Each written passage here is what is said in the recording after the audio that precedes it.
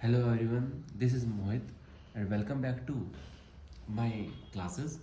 और आज मैं आपको पढ़ाने वाला हूँ जो बेसिक टर्म्स हमारे कोर्ट में और लो लाइफ में यूज़ होती हैं।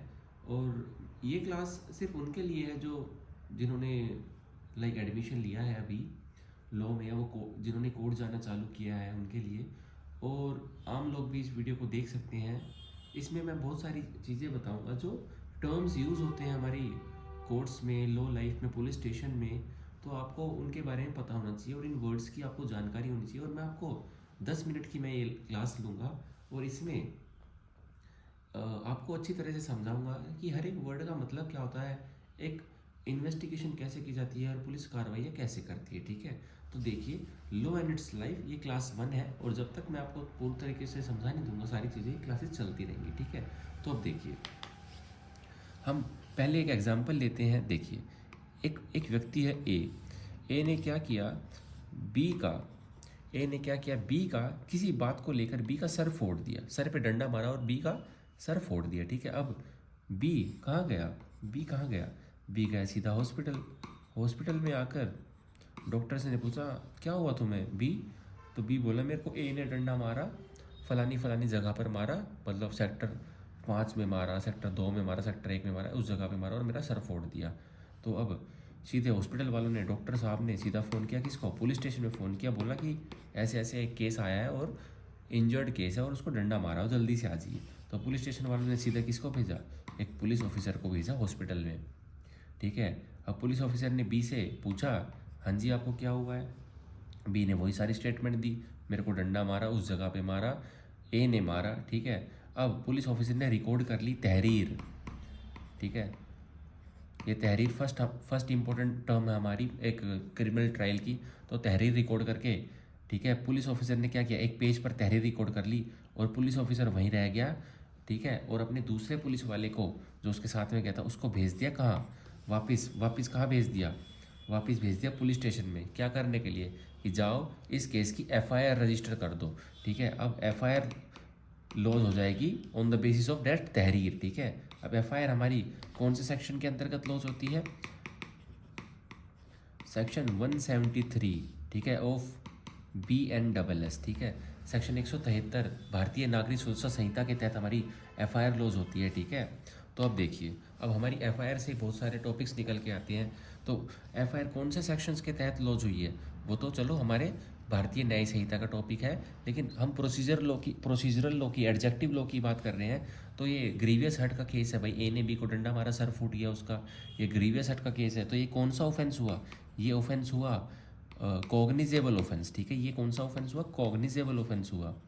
ए भाई साहब अक्यूज बन जाएगा कॉग्निजेबल ऑफेंस का। तो ये किस में डिफाइंड है, सेक्शन 2G में डिफाइंड है हमारा कॉग्निजेबल ऑफेंस। अब कॉग्निजेबल ऑफेंस होता क्या है, कॉग्निजेबल ऑफेंस वो वाला ऑफेंस होता है जिसमें पुलिस ऑफिसर को पूरी पावर है कि जहाँ भी एक मुलजिम दिख जाए, अब जहाँ भी उस पुलिस ऑफिसर को ए दिखेगा तो वो उसे अरेस्ट कर लेगा without any warrant from the magistrate. ठीक है, तो ये कॉग्निजेबल ऑफेंस होता है। ठीक है, अब दूसरे कौन सा होता है, एक होता है नॉन कॉग्निजेबल ऑफेंस। क्या होता है, non cognizable offence.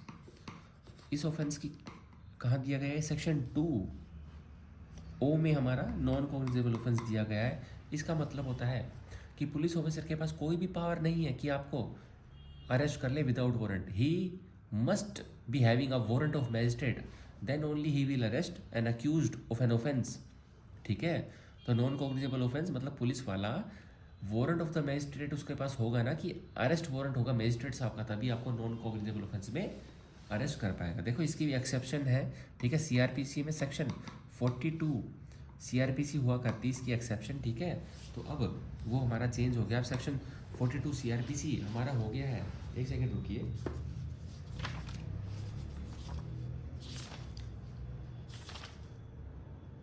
Section 39 BNSS कि police officer non cognizable offence में बस ये एक्सेप्शन है, सेक्शन 39 में भी अरेस्ट कर सकता है। क्यों कर सकता है, अगर किसी व्यक्ति ने कोई क्राइम किया हुआ है, कोई ऑफेंस किया हुआ है और पुलिस ऑफिसर को संदेह है कि हाँ इसने पुलिस ऑफिसर को ये पता है इसने जो ऑफेंस किया है वो नॉन कॉग्निजेबल ऑफेंस तो है, पर पुलिस वाला उस जब व्यक्ति से जिसने अपराध किया उससे नाम पूछता है कि भाई तेरा नाम क्या है, तेरा एड्रेस क्या है, और वो व्यक्ति जो अक्यूज्ड है वो गलत बताता है, ठीक है, ये पुलिस ऑफिसर को यह यकीन हो रहा है नहीं ये तो बुद्धू बना रहा है, इसका ये नाम और पता है ही नहीं, झूठ बता रहा, तब वो अरेस्ट कर लेगा सेक्शन 39 BNSS के तहत, नॉन कॉग्निजेबल ऑफेंस में, without any warrant from the magistrate, ठीक है। तो ये हमारा हो गया कॉग्निजेबल ऑफेंस हो गया और नॉन कॉग्निजेबल ऑफेंस हो गया, ठीक है। अब हमारा आगे देखिए, अब जैसे ही एफआईआर रजिस्टर्ड हो जाती है, बाय तहरीर एफआईआर रजिस्टर होती है, तो देखिए तो क्या होगा, इन्वेस्टिगेशन स्टार्ट हो जाएगी। क्या स्टार्ट हो जाएगी? इन्वेस्टिगेशन। अब इन्वेस्टिगेशन हमारा बहुत ही इंपॉर्टेंट टर्म है, ये हमारा section 2L, section 2L of BNSS में दिया गया है। अब इन्वेस्टिगेशन ओनली कौन करता है? एग्जीक्यूटिव्स, एग्जीक्यूटिव्स करते हैं। अब आपको तो पता ही होगा हमारे 3 पिलर्स हैं इंडियन सिस्टम के, जुडिशरी, लेजिस्लेचर एंड एग्जीक्यूटिव्स। तो एग्जीक्यूटिव्स में पुलिस ऑफिसर्स वगैरह एग्जीक्यूटिव्स में होते हैं, तो ये इन्वेस्टिगेशन करते हैं। और ये भी आपको पता होना चाहिए, जो मैजिस्ट्रेट हैं वो कभी भी इन्वेस्टिगेशन नहीं करते हैं। मैजिस्ट्रेट इन्वेस्टिगेशन को मॉनिटर कर सकते हैं, ना कि खुद इन्वेस्टिगेशन कर सकते हैं, ठीक है।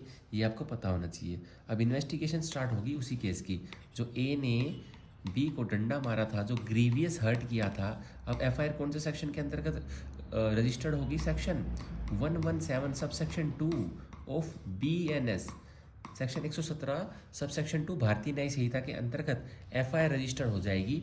और अब आईओ अपॉइंट हो जाएगा, SHO आईओ अपॉइंट कर देगा, मान के चलिए, ठीक है। आईओ, इस केस में आईओ अपॉइंट कर दिया किसी मिस्टर पुलिस ऑफिसर एक्स को। अब मिस्टर एक्स क्या करेंगे? ऑब्वियसली मिस्टर ए को ढूंढेंगे, भाई वो कहाँ मिलेगा, क्या करेगा, उसकी इन्वेस्टिगेशन के तहत ही ढूंढेंगे। पहले कहाँ जाएगा मिस्टर एक्स? कहाँ जाएगा? जिस जगह पर ए ने बी को डंडा मारा था उस जगह पे जाएगा। तो जाकर सीधा क्या करेगा? उस जगह का मुआयना करेगा और वहाँ पे एक नक्शा सकेली बना लेगा, ठीक है, एक साइट प्लान बना लेगा प्लेस ऑफ अकरेंस का, इसको बोलते हैं प्लेस ऑफ अकरेंस। ये हो गई प्लेस ऑफ अकरेंस हो गई है, ठीक है। प्लेस ऑफ अकरेंस का साइट प्लान बना लेगा। ये सारे पेपर्स में लगेंगे, और कौन से पेपर में लगेंगे? पुलिस रिपोर्ट वाले पेपर में लगेंगे। पुलिस रिपोर्ट क्या होती है? जब इस ऑफेंस की, जो ये ए ने बी को डंडा मारता है, इस ऑफेंस की पूरी इन्वेस्टिगेशन खत्म हो जाएगी ना, तो सेक्शन 193 BNSS के अंतर्गत, BNSS के अंतर्गत एक पुलिस रिपोर्ट कोर्ट में दाखिल की जाएगी, ठीक है। और पुलिस रिपोर्ट हमारी कहाँ दी गई है? Section 2T of the BNSS में दी गई है, ठीक है। तो अब देखिए, ये साइट प्लान बना लिया मौके पे जाके आईओ साहब ने, और आसपास जो विटनेस थे उनके बयान ले लिए। अब उनके बयान कहाँ लेगा पुलिस ऑफिसर? कौन से सेक्शन के अंतर्गत लेगा?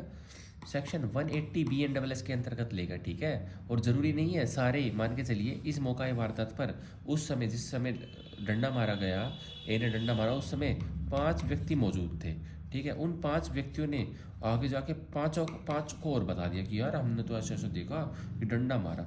अब जो ये आईओ साहब है ना, मिस्टर एक्स, ये इन 5 मान के चलो, वहाँ 5 व्यक्ति उस समय मौजूद थे, पर अब वो जब आईओ गया ना, तो उस समय उसको 3 ही मिले। तो वहाँ 3 व्यक्तियों से वो पहले तो ओवरली उनका एग्जामिनेशन करेगा, हाँ भाई तुम्हें क्या पता है, कितने बजे की वारदात थी, सारा कुछ रिकॉर्ड कर लेगा। और ये किस में होगा? ये सेक्शन 180 में हो जाएगा। लेकिन उन 2 व्यक्तियों को, जो वो भी इंपॉर्टेंट है, वो भी उस समय थे, वो अपने घर चले गए। तो आईओ साहब पुलिस स्टेशन में जाएंगे और सेक्शन 179 का नोटिस उन्हें दे देंगे। और सेक्शन 179 के नोटिस में क्या होता है कि आप आओ, आप एक्वेंटेड हो facts and circumstances of the case के साथ, और मेरे को बताओ आगे, ठीक है। तो ये होता है सेक्शन 179 का नोटिस, ठीक है। तो अब देखिए, ये सारी प्रक्रिया आईओ साहब ने पूरी कर ली है और सब कुछ ओके हो गया है। उसके बाद क्या होगा? अब एक्स को पता लग गया है कि भाई मिस्टर बी कहाँ है। मिस्टर बी मान के चलो सिर फोड़ने के बाद अपने घर में जाके सो गया था, तो अब उसको उसके घर में जाके अरेस्ट कर लिया जाएगा।